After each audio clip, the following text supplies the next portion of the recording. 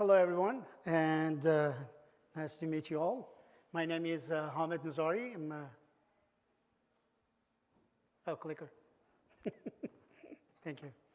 I am a principal scientist of AI and quantum at Comcast Labs.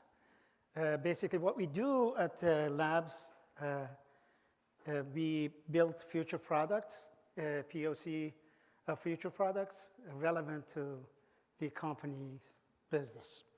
So today, I want to talk to you about quantum neural network because the quantum technology seems to be picking up, and I found it a very interesting topic to share with you.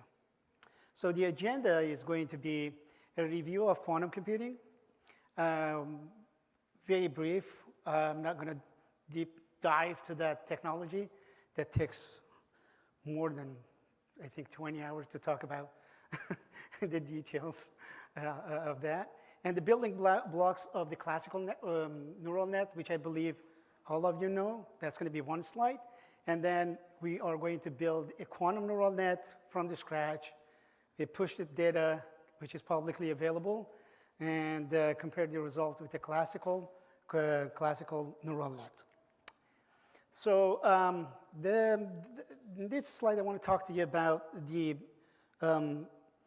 property of quantum computers or quantum technologies. So first of all, the result of the quantum technology, unlike classical machine learning, which is deterministic, it is probabilistic. That means if you have a transistor, it gives you the state of yes, no, or 0 or 1. A qubit, unlike transistor, when you measure it, you can't just say it is spinning up, which is 0, or spinning down by one-time measurement.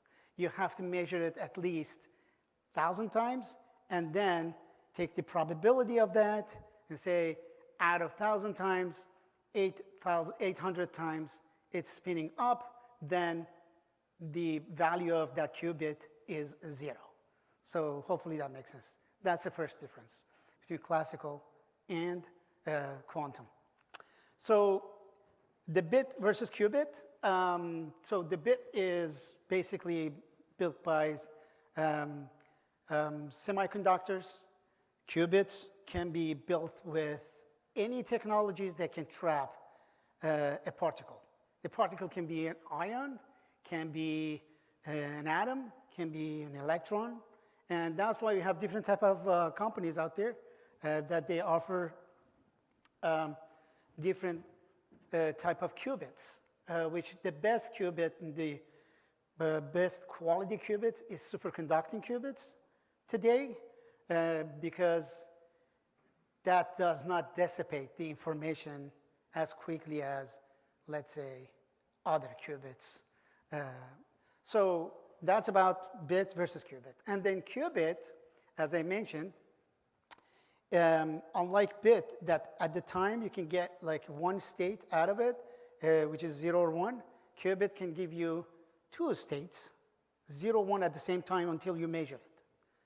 Until you measure it 1,000 times, 10,000 times to know what's going on. So that's why if you have, let's say, 2 qubits, you get 2 to the 4. It gives you 4 states at the time. That means it saves more data. But if you have 2 bits, it gives you 2 states at the time. Superposition. Superposition of the qubit is, again, the qubit, just consider that as a particle. Let's say you trapped an electron, and the electron is a wave and a particle. And you don't know basically where that locates until you measure it. And that means it's anywhere around that orbital. Or if it's not excited. If you excite it, it goes to the next orbital, and then it makes the measurement even more difficult. So that's about the superposition. So you don't know the state of a qubit until you measure it. And entanglement. Let's say you have 2 qubits. You somehow relate them together, and then you just separate these qubits, 2 qubits. One, just keep that on the Earth, the other one on the moon. Once your qubit, you measure the first qubit in the Earth. If it's spinning up, the other one spins down. And that's the entanglement phenomenon. So the coherence.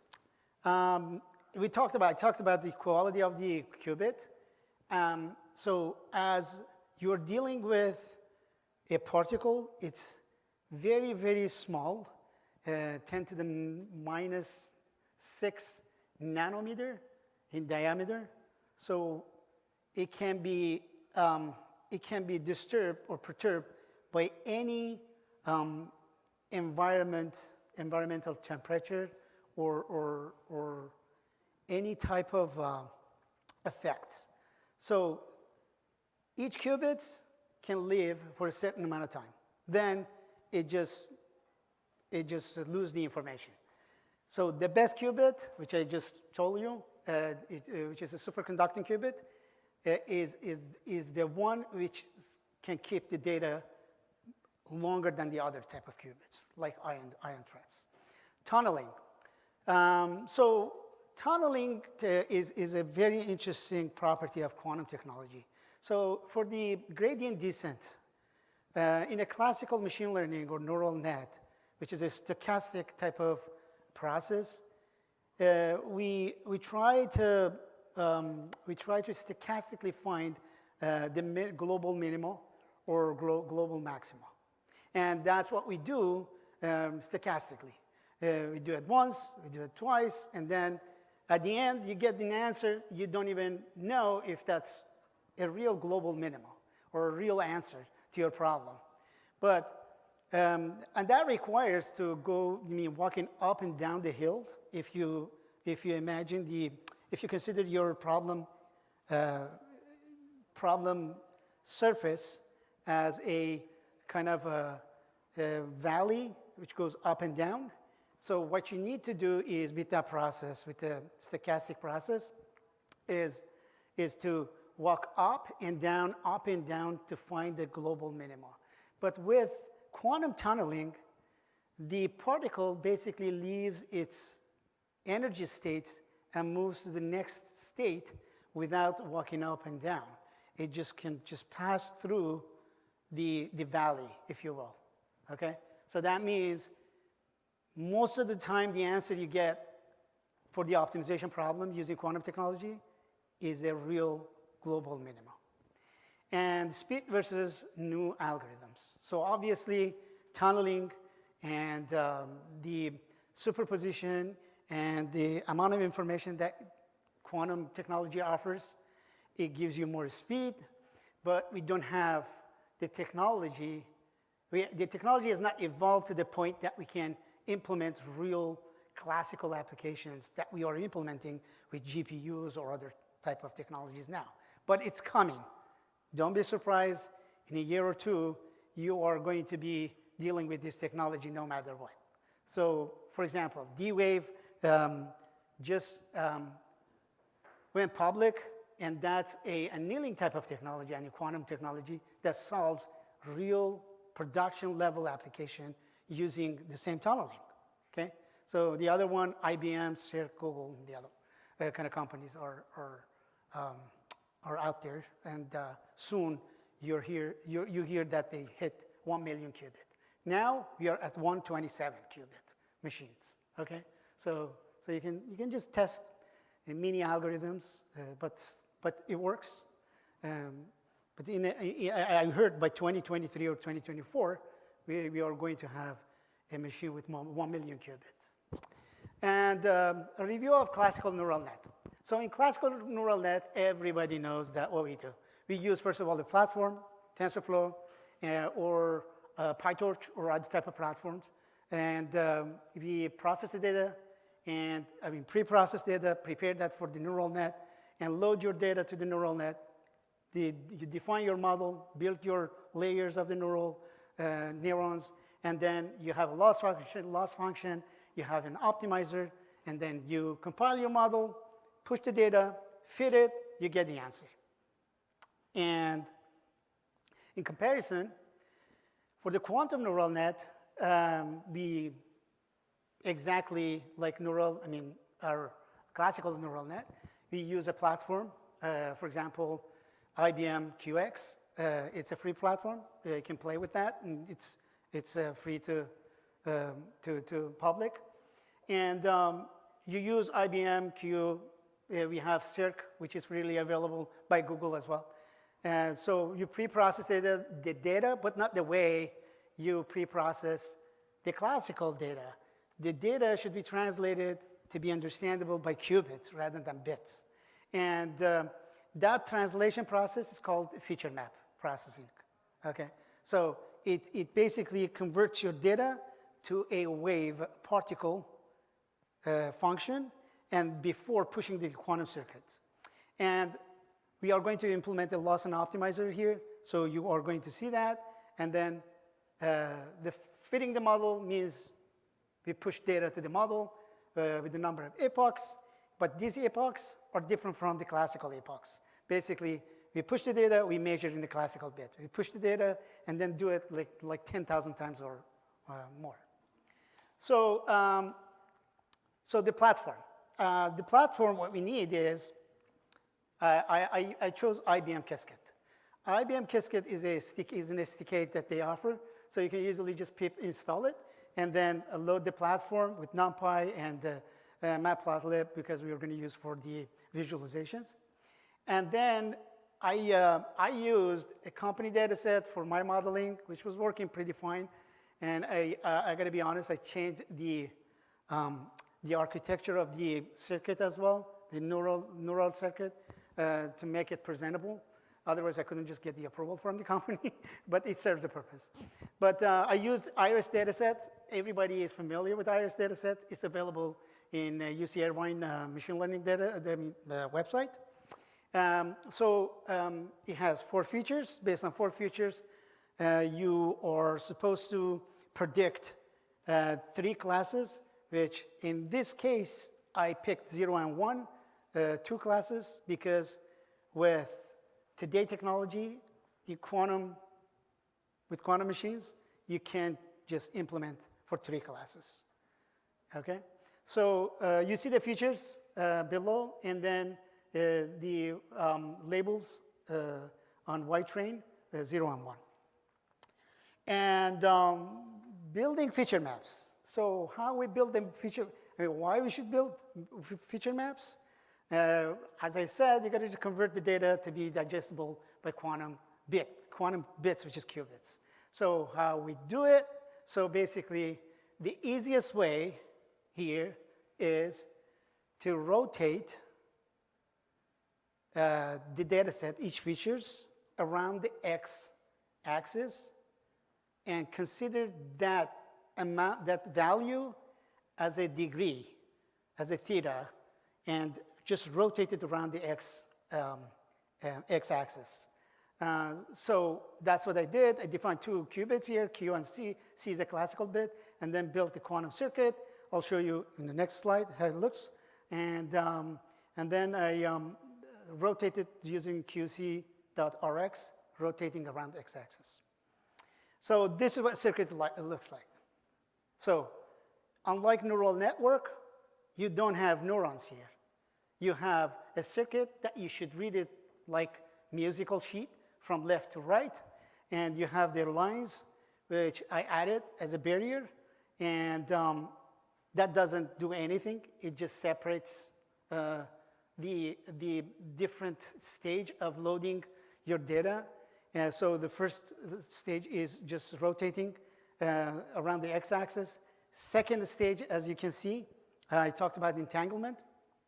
So you see blue blue dots and with the plus sign. So I entangled qubit 30 sub 0, or the first qubit with the second, and second qubit with the third, and the third qubit with the first one. So that works like not exactly like dropout if you want to just make your model in neural net more robust. So you introduce some normalizations, dropouts. So here we do heuristically entanglement. So you entangle qubits to make your model robust. And then at the end, to make it even more robust, just rotate it around a y-axis with the same value, and then I measured it. You see that measurement, that meter, on the classical bit. And then the result will be saved on the classical bit. How? So you measure it 1,000 times, and then if the number of times that you get is above 0.5, it is 1. Below 0.5, it is 0. That means 2 classes. You predicted 2 classes of iris data. So again, building more, that circuit that you saw is called variational circuit. So the variational circuit, you build it, you want to just make it robust, you entangle that using a gate, which is called C0 gate, like NAND gate in a digital circuit world. So you entangle those two, and the y-axis that I used and rotate the data around y-axis, you see here, I define that as a function in variational circuit function. So now here you build your neural net, easy, you have your feature map, because your data is not the raw data that you have anymore.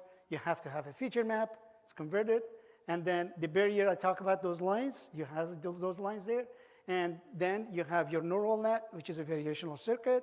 Now, another barrier for visual reading, and then you basically push it, measure it, the number of shots is analogous or synonymous to the number of epochs, okay, which is 10,000 here, 184. And the backend, the simulator that I used is a Chasm IBM simulator, and you can download the SDK, run it on your classical machine, or you can connect, if you create an account on IBM, you can connect directly to the IBM and run the same circuit with the same data to see what you get on a real quantum machine, which I did.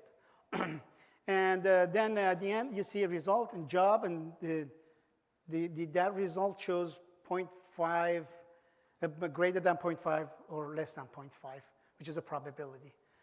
So again, a loss function, everybody knows what the loss function is. We're going to use the same loss function because that applies on the classical bit rather than the qubit. And then the gradient, again, the gradient, I'm going to just apply that to the gradient. It's the same gradient, very simple version of gradient. I a little changed it to make it presentable for this session. But it's a rise over run. And then as you move and predict more, you basically calculate the derivative of your outputs, the different outputs that you get, and then that's the gradient. Of course, you have to have a learning rate defined and then the threshold for that gradient. If it exceeds certain points, that means your model converged. If not, it's diverging. And the accuracy. The accuracy is basically you're accurate, you have a ground truth data and you have predicted data. And then you basically compare those and then do the mean average to see how accurate your model is. And then here you have to train your neural net. You build your functions. Here is how you push it, push data, and then define your epochs and the threshold, which is I call eta. And you have a loop. During that loop, you make the prediction, and then loss, and then you calculate a new threshold out of that gradient function that we built. Oh, that's a really good point. So again, after 24 epochs, you see the loss and you see the training accuracy.